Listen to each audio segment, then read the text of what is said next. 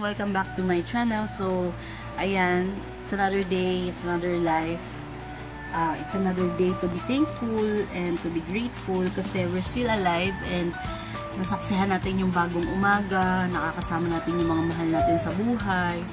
No matter how hard our situation or your situation, you just be thankful for everything, for another life, another chance to live, and para maging tama yung mga maling nagawa natin. So, we have chance to do something, to do good, to do great sa bawat araw na darating sa buhay natin. So, ayun. As you can see, kanina pa ako gising dahil makita nyo naman yung clip na nilagay ko dyan. 3 AM pa lang is nagpe-prepare na ako ng food, breakfast, and baon ni Papa since, ayun.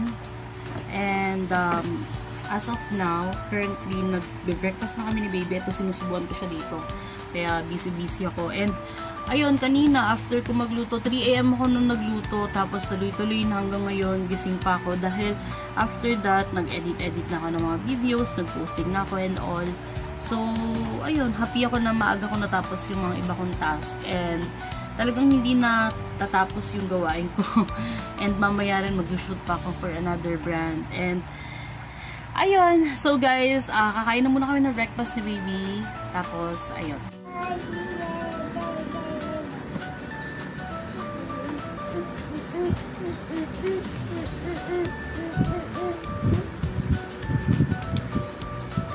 Ibang klase ng trip nito.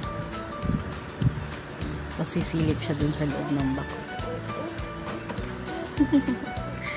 Kit-kit ng pakipat pagmasdan ng mga babies.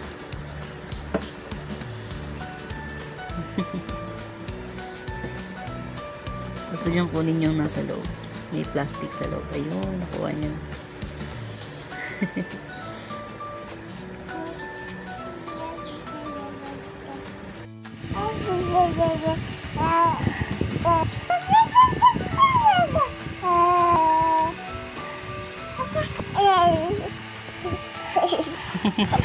Hey Jay, dumedede siya guys.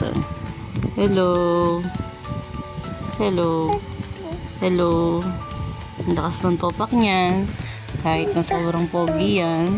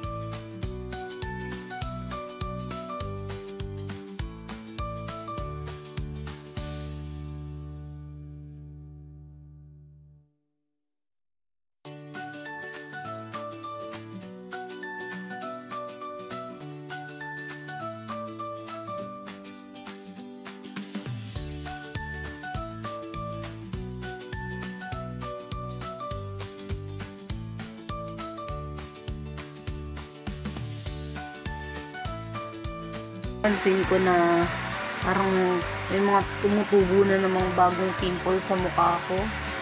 Parang grabe yung pagka-breakout ng acne ko ngayon. So, maglalagay lang tayo dito ulit ng acne mask. Ayan, pwede naman tong gamitin kahit umaga or what. Ayan. Para ma-minimize yung mga pores natin. I mean, yung mga pimples natin. Lalo na to sa part na to, oh. Alamak ang pimples.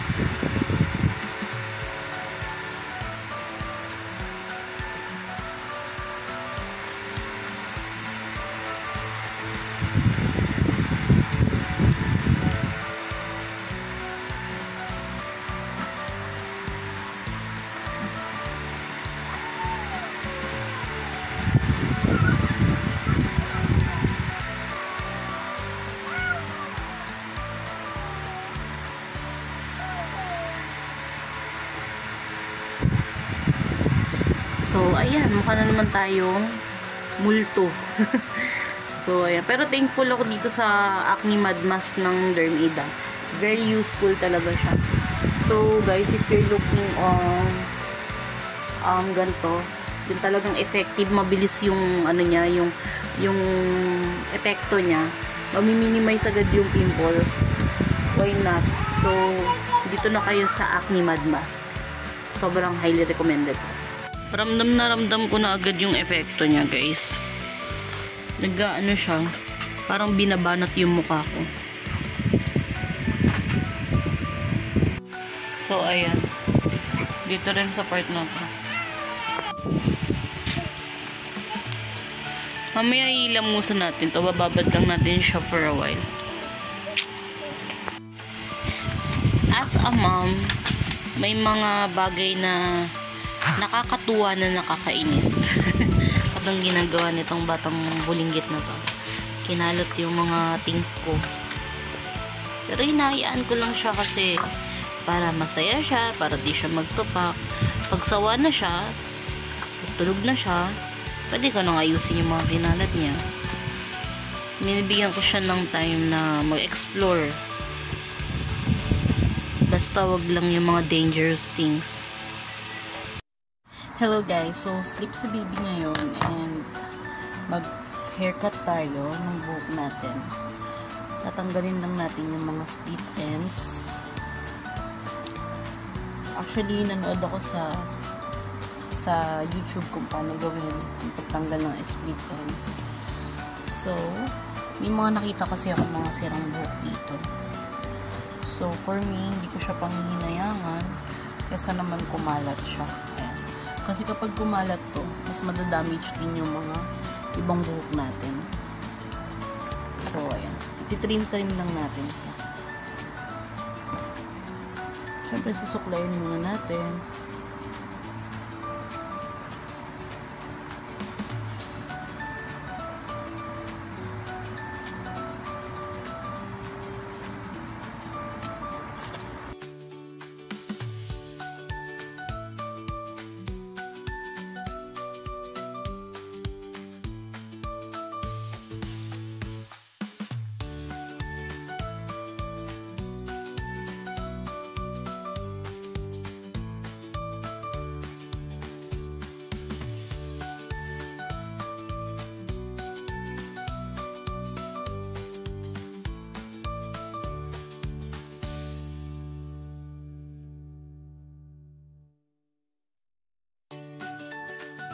So, ayan guys, as you can see, nagupit na natin yung side na to.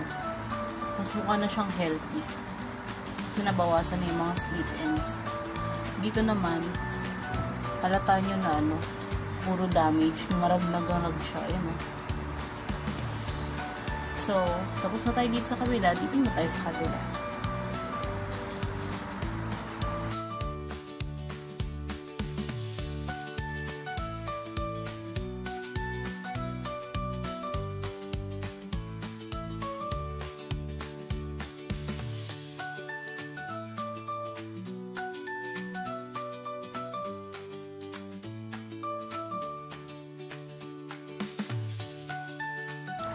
So, ayan, nagupit na natin yung hair natin at mas okay na siya ngayon.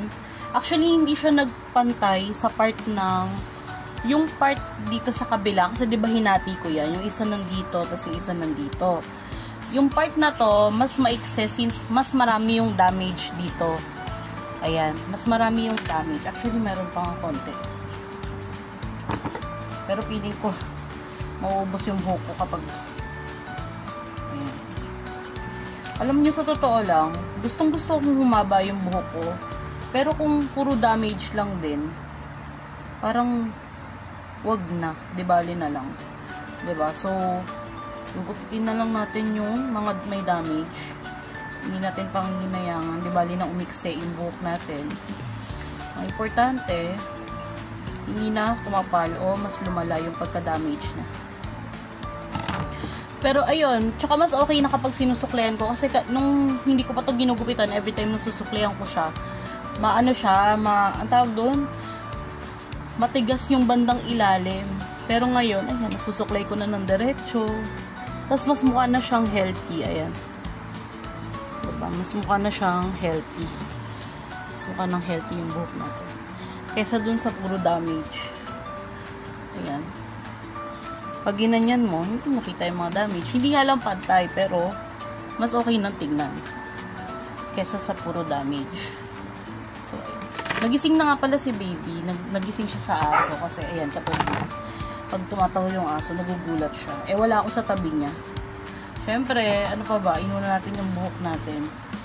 Kasi, baka mawala sa momento.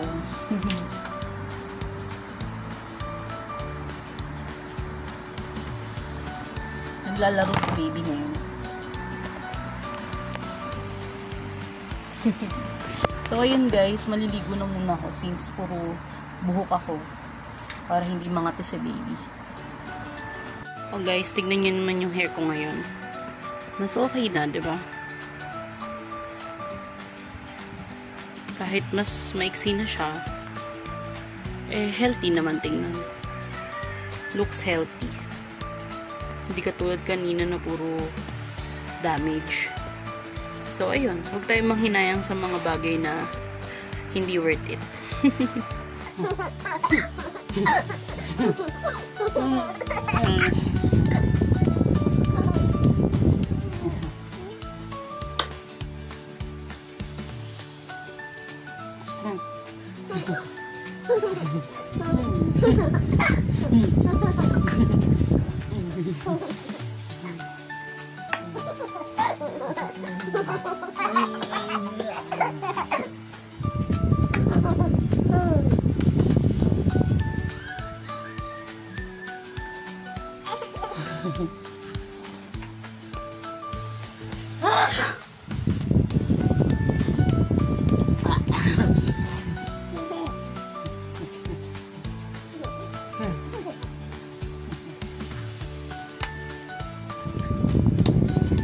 Sobrang happy naman ako sa kinalabasan ng hair ko.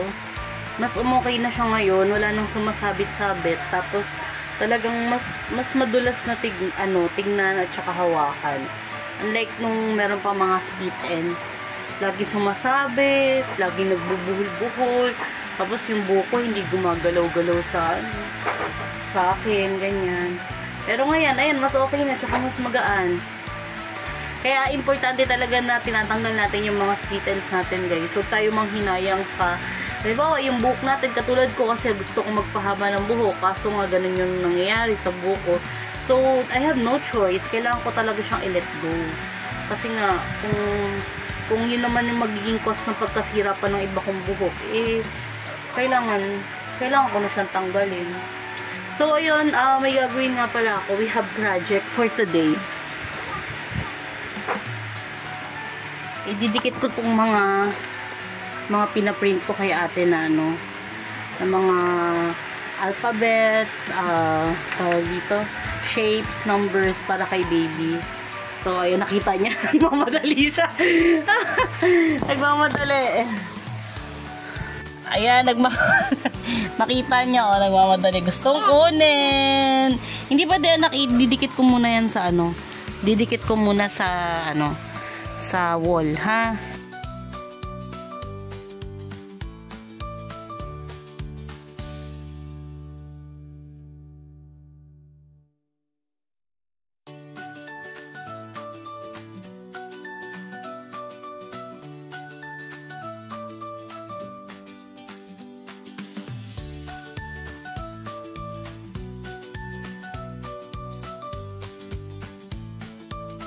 Finally, natapos din. Ayan.